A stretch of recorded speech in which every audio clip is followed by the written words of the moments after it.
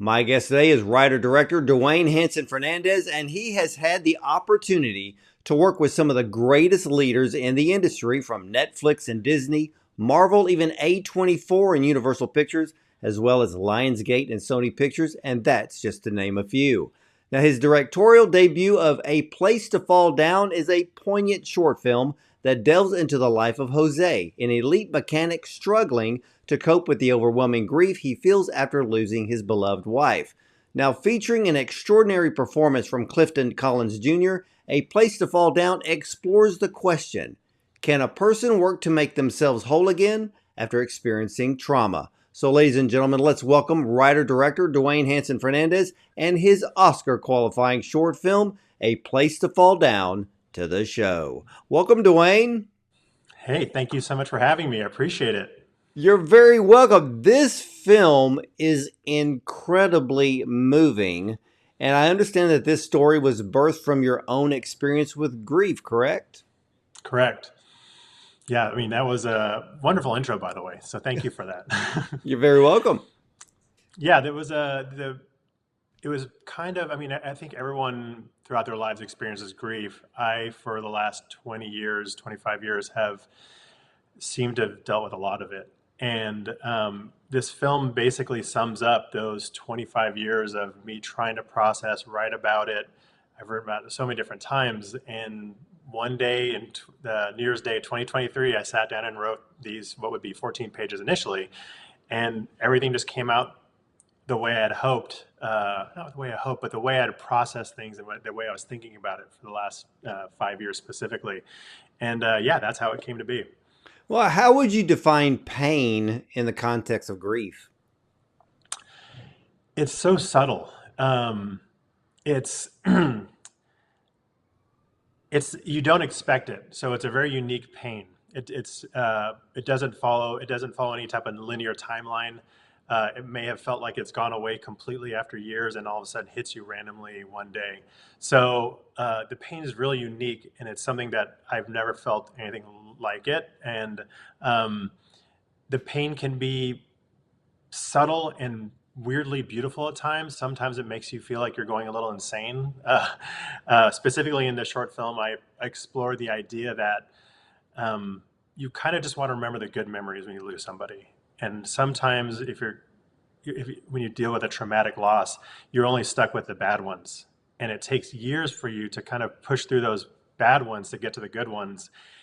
And all you want to do is remember a good memory of a friend, of a loved one, and you just remember the bad times. And so the pain's really complicated. It's unique to everybody. So it's not like I would know what your pain was like as you're going through grief. It's so unique. And that's kind of, I think, the reason why I've spent so much time thinking about it and processing it. Your film, and I've seen a variety of films with the subject of grief. Your film is so much different than the others that I've seen due to the fact that there is I'm trying to put in the right words here. There is a artistic element in the way that you portray grief in this film. And for those who have not seen A Place to Fall Down yet, when you watch this film, you need to watch it deep, with a deep sense of emotion, and just kind of let the film speak to you, because that's what this film does. Now, in your film, the main character is Jose, and he starts off by going through a series of exercises to help him manage his grief, but even the anxiety that can come with grief. Because, like you said, grief can kind of come and go, but sometimes that anxiety does the same thing. So why was it so important to set the tone of the film in this manner? It was because that was how I experienced it. So it was, kind of what I was saying a second ago about being subtle, is I didn't want to sensationalize what grief is like. And I tried to write it in a way of how I was feeling it. And the way I was feeling were all these little tiny moments. grief doesn't know that you have to go to work. It will pop up in the middle of a meeting. It will pop up on the way to work. And so, and it's a feeling, it's a flashback. It's this complicated experience that I could only express through an artistic medium. I've tried to write it, and it doesn't on a page. I've tried to write it in long format. I've tried to write it as a novella, a novel in a way, and the artistic means, or the artistic format of a short film is kind of perfect. It allows you to tell this very subtle story in 14 minutes. I think 2 hours of that would be way too much, right?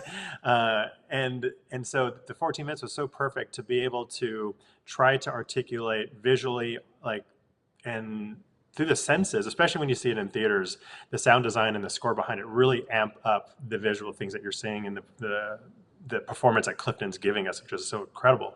So yes, you're right. Like, there's a lot of artistic things happening, but it was because it was the only way I could get to the details of what it actually feels like to sit in your car, have a memory, and it just hits your nervous system.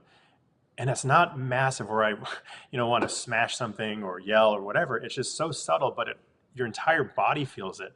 So I would try to create a story that would put people in the audience in that feeling of me being in that car. So the only way I could do is through all these little tiny subtle details, which were the way I was experiencing it. Yeah, and the details mattered in this film, especially at the very beginning, as the camera is moving through the garage. And here is Jose sitting in the back of the garage, basically kind of like in the corner. And the movement of the camera to me was almost, it's kind of like grief is about to show up. Grief is about to overcome. Because like you said, grief can come and go. And when I looked at the camera movement at the very beginning, it's almost like grief was about to track Jose down. And here he is practicing breathing exercises. He's listening to affirmations. He's really mentally trying to get ready for his day because he's got deadlines to meet for customers. Mm-hmm. And I got chills when you said that. You're one of the few people that actually noticed the camera movement in the very beginning, because that was key to us. I wanted, even after we were kind of halfway through the edit, and I shared it with my DP. He's like, "Oh, do you want to smooth that out?" I'm like, "No, I want this to feel almost like, to your point, that something's approaching, and it's a little ominous." And so I kind of hint that because I really kind of want to hammer that moment at home, and I hit it with that little flash halfway through that sequence where there's like a quick glitch. And that's to let the audience know that this shot is very intentional, that it's supposed to feel a little shaky. It's supposed to feel, it's trying to find him, right? Well, it was snaking around Yes, and you nailed it. and ready to strike in a way. And the thing about the setting of the garage, now of course the first thing I noticed was the white NSX, but that's a whole nother story. But what I loved, and the cinematography really played into the setting of the garage, because you have the shadows, you've got the darkness of the garage. He's working by himself. His assistant doesn't show up, calls in sick or whatever. And so you have this darkness, you have these shadows that is kind of representing the grief. But because of the garage, you have these little glimpses of light coming through like shop windows here and there. But it's not enough light to help overcome the darkness within the garage, as well as the fact that he is either under a car or he's under the hood of a car. So there's always something present that is above him. And that's what emotional grief is like. You nailed it. And I don't think a lot of people have gotten that deep into the cinematography of this, but it was very, yes, you got what we were trying to achieve with the look and the tone of the film. It was, ultimately when I started writing this film, it's really a story about a lone wolf literally going into its cave and looking for a place to fall down, and what that means to a person. Like, everyone brings their own experiences to that. I don't want to tell them what that means, but that's ultimately what brought me to being able to start this story, was that he was retreating into his cave and wasn't letting people near him. And when Margot calls, is the very first time we see light in this entire film, and it's just and it's my and one of my favorite moments of the film, and the DP Tobin, all that got nailed that perfectly, and he read in the script, and he's like, "Are we trying to go for this?" I'm like, 100%. He's like, "Okay, we can light it this way," and really, when the door opens, it just floods the space with light. I'm like, "Yes, that." So you picked up on it. So yes, nailed it. Yeah. Now, one of the, and of course, some of the now there's two other characters in this film besides Clifton Collins Jr., but it's mostly because of the voices. Now, I did not like the guy Scott. I thought he was a total jerk. Hmm. And so, Perfect. yeah, Yes. he's on the, he has literally no empathy, even though he pretends that he does. But he's more concerned with his car, not concerned with Jose's mental or emotional state. So he shows no empathy whatsoever. But he knew Jose was going through a rough patch. But what I was shocked about, and of course, this is just real life. I mean, the conversation is like real. So he even dissed him that he wasn't as good as his father was. And I'm like, Hmm. dude, you continue to pour salt into the wound here. What is wrong with you? Of course, I know he wants his car. He's going to take it to a car show. But he was adding to someone's pain who is trying to grasp the loss of his wife at the same time trying to make this guy happy. Hmm. Yeah, I mean, you got that subtle little. Obviously, in a short film, you don't have all this time to set up a character and develop them, and so we try to be like patient with Scott's character, but it was really critical that um, that character is really important to me because we don't know what people are going through, and even in this instance, like you said, he does know what he's going through and doesn't care, and that is kind of a big part of modern culture. It's like, oh, I've got a deadline, and my deadline is more important than what you're going through, and then even tries to like say like, man, you know how important this is to me, and like we don't know what people are going through. So that was a big part of it. It was trying to articulate in this day and age that we're all kind of going through a lot and give each other a little bit of a break. And even when the stakes are high, and we're talking about a car show, that's not even that high of a stakes, but it is clearly to Scott that none of that matters. But we see the how much it means to or to Jose. Like it's really important to Jose, and it's beating him up and it's eating at him because even though he's going through all this stuff, he hasn't carved out any compassion for his own grief, and that's another little bit of a critique on us in a modern society not giving ourselves the room to grieve and our room to heal. That that even in those times when you're in the thick of it, you feel like you have to do something, and you have shame for not doing it. Yeah, and I think there was an underlying meaning with Scott. It's almost like his character, the way that he acted, was a metaphor for the saying when people are going through a loss. And some people it takes them a long time to get over a loss. But then you always have those people say, "Hey, look, you got to move on. You got to pick yourself up." And in a way, it's almost like Scott was just, "Hey, dude, you got to move on. Now get my car ready." And Hmm. I'm like, "Dude, you're a jerk." you because you put Yeah. us front and center with Jose and his emotions.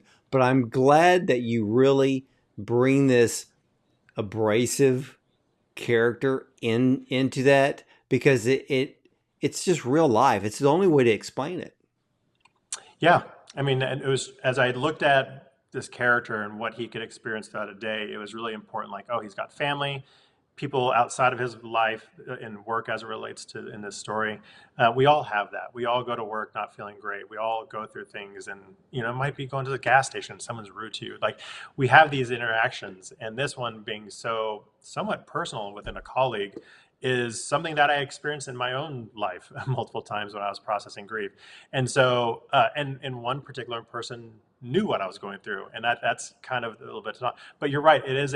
There is a lot more to that character as it relates to a social critique than just what we see on the surface. So Yeah, you get it. but see, that's the beauty of when a film director is bringing forth a story that they wrote. This is why I love writer directors the most, and because there's always another meaning beyond what we actually see on screen. And that's just the beauty of storytelling. Now, you have Jose's daughter. who was really his rock during his time of grief, because it's tough when more than one person is going through the grief over the same loss. So you bring that storyline in. So Jose's not doing this exactly by himself. There is somebody else who is experiencing the exact same loss, but it's a tough balance. But you seem to have shown that through the love of the daughter. And like you just alluded to earlier, it was that camera movement and the light that brings that scene to life. Hmm. Yeah, it was Margot's such a special character in this story, um, and Larissa Diaz, who plays Margot, does such an incredible job. She's the performance she gives, not being on screen and being able to navigate this. We had her off camera, so she was in the room with Jose while they were having that phone call, and they did a one take. That was a one take. That entire end of the sequence was a one take, and it was so beautiful to experience. And I look over and Larissa's crying, and like it was just very emotional in that room when that happened. And it's a very special moment to see a daughter who's in her 20s putting her own pain aside because she knows that her father's pain is so intense, and that she has to manage that in a really unique way. In the call, it's almost like this, it's almost like a fight, like a sword fight. There's this balance to it where she can only probe in certain areas when she feels like she can. And Clifton also, as he's doing Jose, is also managing not putting too much weight on his own daughter. So they're both kind of having this dance that's so beautiful. And she finally, halfway through the conversation, probes the very first question, which is like, "How you doing?" And so like it's just a really how that all comes together was beyond whatever imagined it would be, and the editor kind of put it together in a way with the in such a special way. And Clifton or Tobin, our DP, he's handheld on that shot, and he's just holding that shot so steady with it's like ultimately 5 minutes, and it's and being there with Clifton and his subtle emotions and his acting, it's incredible. Yeah, it is incredible. But I have to ask you something because Sure. a lot of people may look at this little clip within the film and may not think nothing of it. But I was kind of curious because I know how film directors can be when it comes to creating a story on film. So he opens up. He got his daughter, I guess, sent him a little Hot Wheels car, Mhm. and I looked at the Hot Wheels car and I'm like, it's blue. That's a feeling of depression. It can be a feeling of grief. But then I kept looking at him like, but there's this little car. What I'm trying, it's either a WRX STI or Mhm. it's Yep, that's what it Mitsubishi is. Evolution. So it's one of the two. And but it had the gold wheels, so I'm thinking it was the Subaru. And I'm like, but the paint is metallic. It's got a little sparkle. So there's a little light. There's a little light here that's coming to kind of shine to push through his grief because his daughter knows he loves cars. It brings a little smile to his face. And you did that panning shot of his other car, of the little other Hot Wheels and Matchbox that he's collected. But he opened this one up. And I thought, Mhm. that's cool. But when I saw the color, I'm like, is that a special meaning? So was it? It was, and I had probably the moment I wrote. So I wrote that on New Year's Day, and for the next 6 months, we went into production in August. I had found about 10 years worth of Subaru WRXs on eBay, and I have tons of them in my office, and they're all in storage. And I was looking at them, and I was looking at the color, and you nailed it. Like the tone of the film is there's a lot of these bluish green tones to reflect his emotional state. Color is really important to me, and so the car had to complement his emotional state. So you got it. And again, no one else. You've basically got so much of this film that no one's picked up on. So yes, that was very critical. And then the metallic version of it was is this sparkle that Margot has brought to his life. And to yeah, he opens it up for the first, like he hasn't opened up any of these other toys before. He opens this one. He needs this one today. And immediately you see his mind just stop what it was had been doing for the entire film. And he's playing with the wheels. He's looking at the lines of the car. And she knew exactly what she was doing when she got this into, she knew that he would be in his own head this whole day, and she wanted to get him out of it, and she knew this little toy would do it. And obviously we hear through the dialogue that it was Charlotte's favorite car. And so like it brings that kind of the whole story through one little toy that's like $5, And the idea is that we don't need to give grand gestures. We don't need grand gestures to help people. We don't need to get them some lavish gift, a trip around the world, whatever. Like, this is just a little toy you can find at Target that changed his life that day. So, yeah, well done.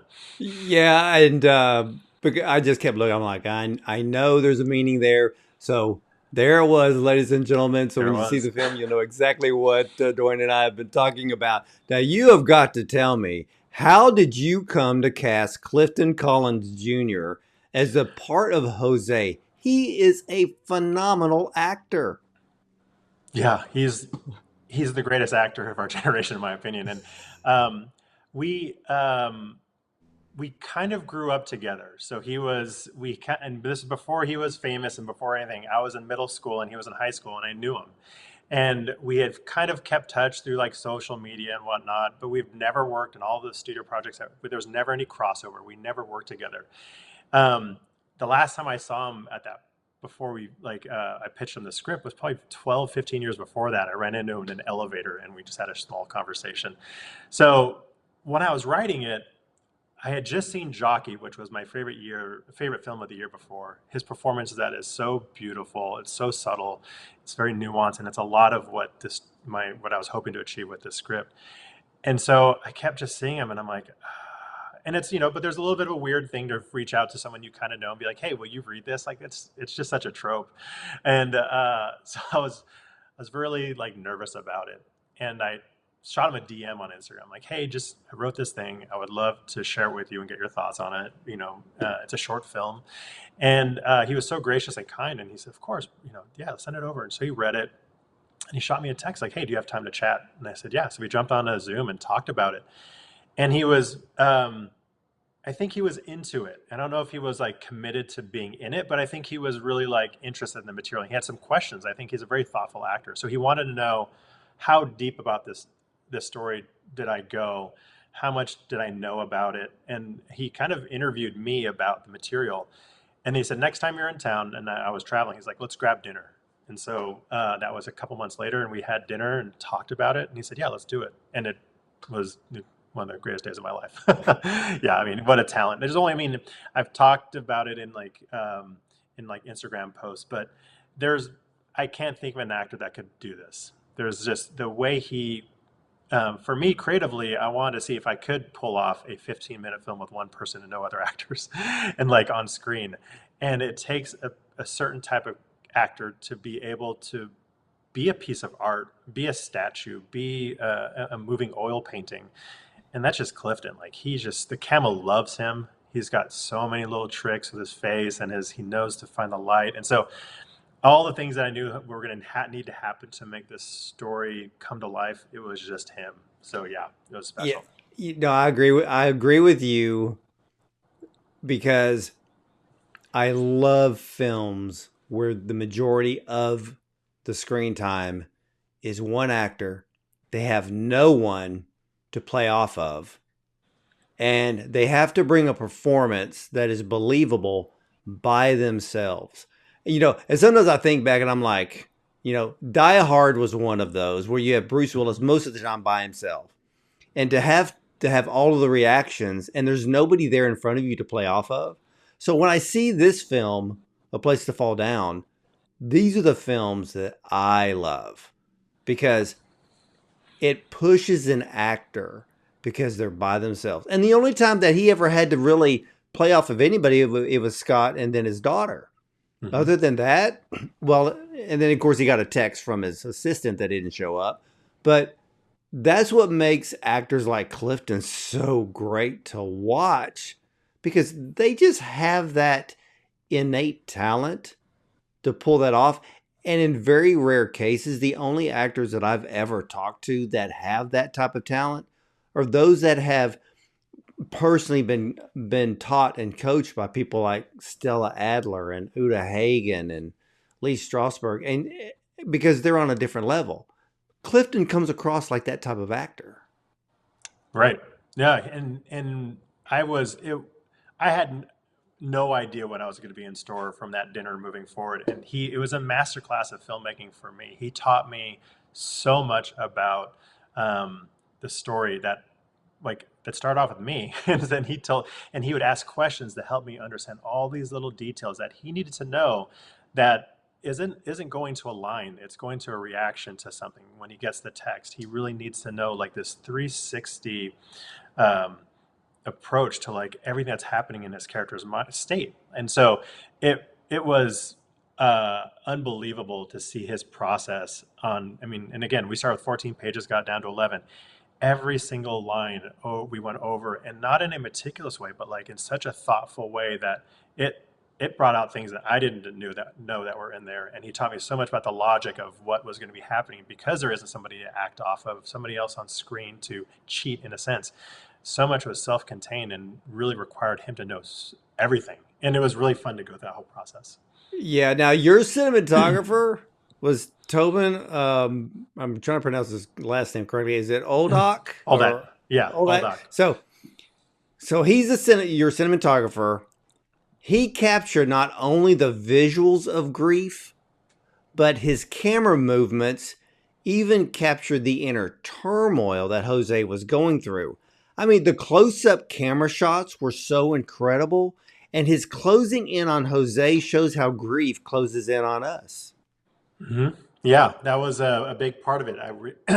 I really wanted to, with that opening shot that you get from the snake, is that like we come really wide and we come into Jose and we're tight on Jose and we stay with him.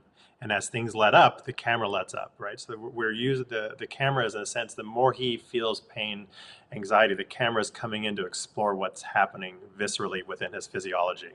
And so Tobin was able to, as we're going through it, he's like, okay, so let's go macro here. He's like, get a diopter and like, let's get really tight on his eye. Like, and so he really wanted to convey that from the page and did it effortlessly. And like, a big challenge of this film is we shot it in one day. And so the fact that we were going through these shots and he was able to get that through these very quick setups, it was awesome to watch it happen. Yeah, I learned that you did this in one day, and that is phenomenal. Not and that goes that's kudos to the whole crew, but then Hmm. you have this very professional seasoned actor that knows what to do. And I'm sure you probably just had you probably had very, very minimal input on what he was going to portray as Jose, correct? Correct. I'd never want to be a director where I'm telling an actor how to act. And those people are, to your point, he's so seasoned, he's so knowledgeable, he's constantly learning. I mean, he's been a professional for so long and he's still learning on a daily basis. He wants to talk to other actors. He wants to talk to artists. He's a sponge for knowledge and craft. And so for me, like I knew that I'm a big pre-production person. I really like to get in there early on and spend months trying to get share as much information with the team, the actor, the cast and crew, so they know everything that I'm hoping to convey. And so with Clifton, it was very intimate. We went through the script. I'd go to his house for 6 hours, and we'd go through everything over and over again, and in different ways. He would be curious about the camera movement, like, okay, what do you think about using for the camera here? What kind of lighting we're going to use? And to your point, like he doesn't need me to tell him how to act. He, through his process, learns what I'm hoping to achieve, and then me knowing how good he is showing up and making sure when we get to set, we capture the magic he's going to give us. And so that was really kind of my approach to that day, was that I knew that we could do this in a day. And we initially thought it was going to be 3 days, but as I was going through pre-production, I'm like, I think we can knock this out in a day. Like Clifton is going to live this story, and we're just going to follow him along and just stage the garage almost like a set. I want it to be kind of like a theater where like we drape the curtain, like light straight down, and so we can kind of move through the space quite nimbly, and that allowed us to give Clifton just move and we'll just capture it. And he just gave us magic every single take. Well, one of the other things that I did love about this film too was the colorization, because when I see films on grief, they're always on this cool, stark blue side.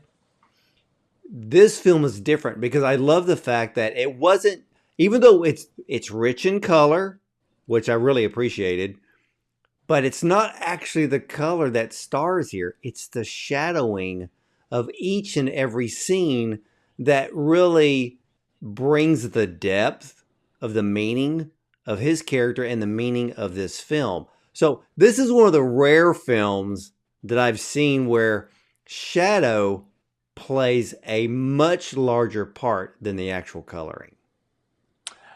Well done. Yeah, it's the.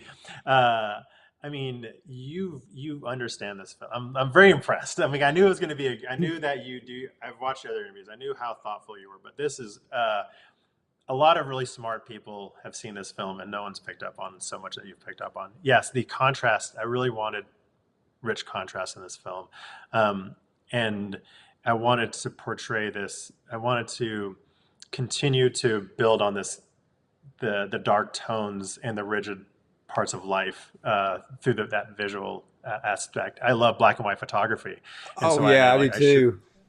Yeah, Yeah. and so I just try to how do we do that in color? So yeah, Oh yeah. Okay. You bring something up because it's the depth that just pays off in this film, and I love. And here is what is so interesting about the way you did it, and you know we got to give a lot of kudos to Tobin uh, for all that. Yes, the shadows are a major part of this film, but I love the warmth of the colors because they're not, like I said, they're not stark and cold. There's warmth there, you know, and so everything fits together. And that's the reason why that opening shot when the camera's moving in and it's like grief is searching, where's Jose? Where's Jose? And snaking through the garage.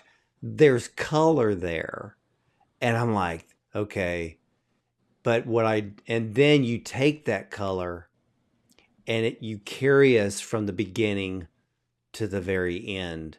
And if and I can literally, Duane, picture this film in my mind right now. I can see every scene, I can see every color, and it is I the only word that works here is it is rich. thank you. The Miles Kula, the colorist who came in and finished off the. Obviously, Tobin captured that in camera. Miles come in and accents on paints, kind of like the highlights. But it was important that the colors exist within the world. Like it didn't want to be this desaturated film that was didn't have life because that again it didn't. It's when when you're dealing with grief, life's ordinary, and then it hits you. It wasn't, and so it was trying to keep the audience in that space. And we see the red Civic in the background, the white NSX, the different pieces, the colors around. Like I wanted those colors to stay in there and be saturated, and then be a companion to the dark, the shadows that Clifton Jose that we're seeing on screen. So yeah, well Yeah. done. What Tobin is one of the few cinematographers that I have seen, and I've seen a lot of them, who knows how to use the richness of color and shadows. And that, like I said, it paid off in this film. Now, you have got to tell me about the music score because that was done by Winkleman. So, Mhm. give us a little behind the scenes on this music score because it played well here. Yeah, thank you. I appreciate that. It was as I was writing the script, I write a little differently. Where I actually write, I'll put in editorial notes, I'll put in score, I'll put in production ideas, and obviously some of that stuff gets stripped out as we develop it. But those things will go into another document, and it's a production document, a Bible, whatever. But the score was a companion. I was writing like the direction, the creative direction I was hoping to achieve with the score as I was writing the script. Like, oh, okay, this would be a cool element. I was writing it, it'd be cool to have this bass come in and have this heavy reverb, blah, blah, blah, blah. And so, we're talking about a couple paragraphs here. I had met Wink the year prior and I heard him play and it blew my mind. And so I'd always hoped to work with him. I shared the script with him and was, hey, what do you think about this? And he immediately, much like Clifton, had some creative ideas, and I could see that it was resonating with him, and we ran with it. So that was really early on. He spent the next 4 or 5 months while we were in pre-production working on the idea behind the score. And in June, we filmed in August. In June, he asked me to come over to his place. And he was going to play me a couple of sequences or elements that he had created, and they made me cry. Like they were so beautiful. And he was starting to talk about how he was seeing the score on a molecular level and how they were happening within Jose's body, the synapses in his brain, that this little guitar thing would actually replicate the anxiety that he was feeling. I'm like, okay, yes, this you no notes, like this is perfect. And so he continued to refine that, and then we went and recorded the score 2 weeks after, or 3 weeks after filming, and another unique approach is that we kind of didn't record it to picture. We recorded as a bunch of elements that we could go in and edit in editorial and just lay them in, but they all work together as a family. And so we record them as one track, but a bunch of little sequences, and it was uh, it was incredible to see that all happen and come together. And then the moment I hand them over to the editor, she's like, this is amazing." And she had already put in some, like, Danielle Statuto, who was the editor, had already put in some temp music that she really loved. And I'm like, "I promise you, this is going to blow it out of the water." And then she got it. She's like, "This is amazing." And so the score is really, really special to me. It's something, I love music, and I wanted it to be almost, if we couldn't hear any dialogue and we see Clifton's performance, that the score could actually take us through the narrative. And when those things kind of combine, they just become an accent to one another that help it all kind of blend together. So it was awesome. It is. So now, so when this, for you, what's been the audience's reaction to this film? They, it was beyond my wildest dreams. I was really nervous, obviously, to put anything out in the world in this capacity because it was very personal to me. And the the reactions were, I was getting DMs from jurors at film festivals who were like, "Hey, I just saw your film and I just wanted to let you know, like, it moved me, and here's a note." And that, I didn't expect that. And they were sharing like these big chunks of their own life with me. And after the we premiered at Holly Shorts, a handful of other filmmakers came up to me and shared their stories, and it was really beautiful. So this, um, I had hoped initially, kind of a bit, I was a bit naive, that, oh, if I share my pain, people who see it won't feel a little less in the world. It's a little bit of a cliche. And what happened was everyone, it was the total opposite. Everyone started sharing their stories with me, and I'm now the one that's feeling so much less alone in the world, that, oh, okay, my pain isn't like, other people feel it too. And by them sharing it with me, um, I'm the one that doesn't feel so alone in the world. So it was really special. People have obviously picked up on different elements. I love that some people come out and just want to talk about the score all day long. Some people want to talk about the Easter eggs throughout it. Some people, like, okay, like you, pick up on the little detail and want to, like, what's that thing? What's the meaning behind that? And so it's been really fun. It's been incredible. I love it. And well, now you're Oscar qualified. How does that feel? Uh, Really amazing. Like, because when you do a short film, there's real no upside for the cast and crew. Like, it's a passion project, and everyone has to believe in the idea, because it's not like, oh, it's a big payday. It's not a big studio feature that's gonna, like, oh, I hope that it blows up. And there's no upside to it really, besides like, not the accolades, but the recognition for doing something artistic. And I think that was what's really neat. I wasn't necessarily ever really a short film person. I didn't consume them. I love feature films, so the format wasn't something that I was trying to go do. And then this story came to life, and I'm like, okay, I want to make this one. And as I did it, I started learning how beautiful this space is and how incredible this format is. It's maybe my favorite format right now. And and so for it to get here and have the recognition, and just this right here, like this, like, if this happens, fantastic, because everyone who put their heart and soul into this, like, is being seen for all of their efforts. The conversation you and I are having, getting to talk about Tobin, talk about Danielle's work, talk like Jordan and Miles at the color, like, that's what you hope for. And so that is what I'm so grateful for. So that it feels amazing. Yeah, it takes a village, doesn't it, to make a film? Yeah. And I think short films are far more powerful than features because they're little works of art, and your film fits into that so well. And of course, you have the quote in this film by Princess Mononoke that says, "Life is suffering, it is hard, the world is cursed, but still you find reasons to keep living." And that quote sums up this film perfectly. Well, thank you so much. I'm very amazed about how much you picked up on. Not that, I mean, I've talked to some hardcore cinephiles and who've seen it multiple times and have picked up on a tenth of what you have discovered. So I really appreciate how much time you spent with this film. So that means the world to me. Thank you. You're very, very welcome. Ladies and gentlemen, A Place to Fall Down. A film that unfolds in the span of a single day, capturing Jose's emotional journey as he grapples with balancing his daunting real-life workload with the profound sense of loss. Now, through an extraordinary performance from Clifton Collins Jr. and a gripping sound design that acts as a character in the film, A Place to Fall Down explores themes of grief, empathy, healing, and the power of love. It's in the darkest moments that the resilience of the human spirit and the profound impact of unconditional love shine the brightest. Now, Duane has created elements you must watch very closely. The environment is dark, an environment in which grief lives, but with glimpses of light. The cinematography close-ups on Clifton are poignant because grief can feel like the world is closing in on the one who's experiencing it.